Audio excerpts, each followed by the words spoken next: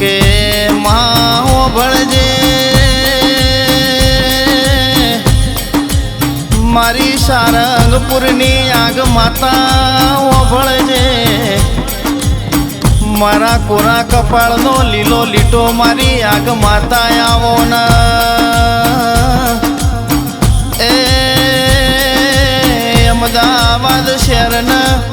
એમો સારંગપુરમાં 80 વર્ષ જૂના બહેણા લેનારી મારી માતા ભળજે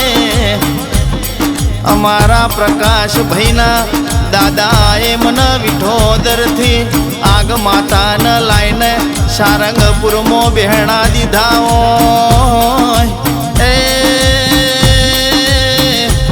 અમારી આગ માતાના ભુવાજી પ્રકાશભાઈના બાપા હતા મોનવીઓ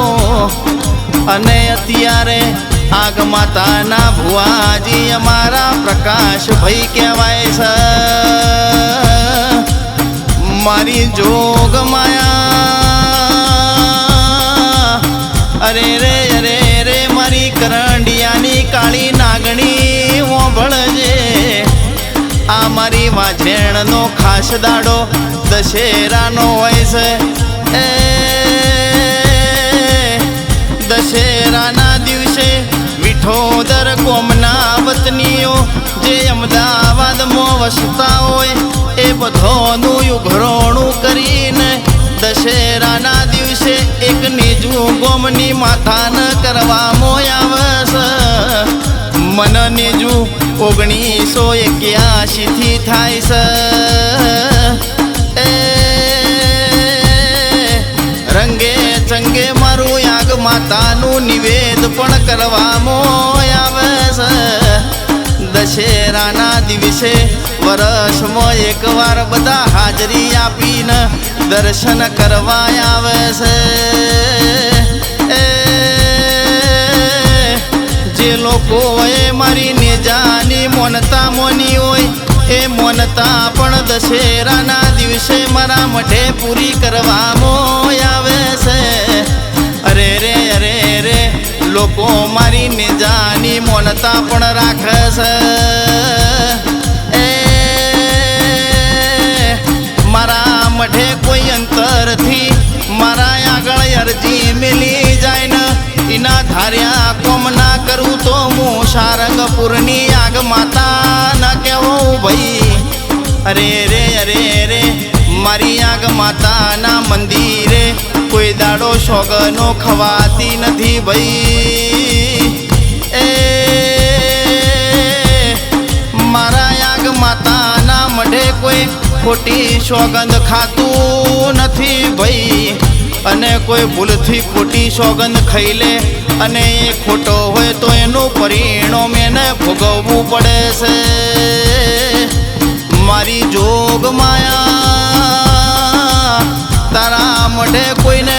સોગંદ ખાવા દેવામાં આવતા નથી દેરા મારી વેળાની મારી વિઠોદર સારંગપુર મજિયારું રેનારી વાઝેણો ભળજે એ આ પ્રકાશભાઈની ત્રીજી પેઢી છે મારા આગ માતાના મંદિરે મારો બધો મંદિરનો વહીવટ આ પ્રકાશભાઈ સંભાળે છે અરે રે પ્રકાશભાઈને મારી આગ માતા ઉપર ખૂબ વિશ્વાસ મારી જોગ માયા પ્રકાશભાઈને ભુવાજી બને 20 વર્ષ થઈ ગયા દેવી એ પેલા દશેરાના દિવસે પેલું ને જોયા ગોમમાં થતું એ પણ અત્યારે 40 થી 50 ને જા આ મારા આગ માતાના મઢે દશેરાના દિવસે થાય છે મારા મઢે કોઈનું ખોટું ચાલતું નહીં એ હાચાનું અટકતું નથી અમદાવાદમાં આવગું નોમ રાખનારી મારી આગ માતા ભળજે તારા મઢે લોકો દર પૂનમે પૂનમ ભરવા આવે છે એ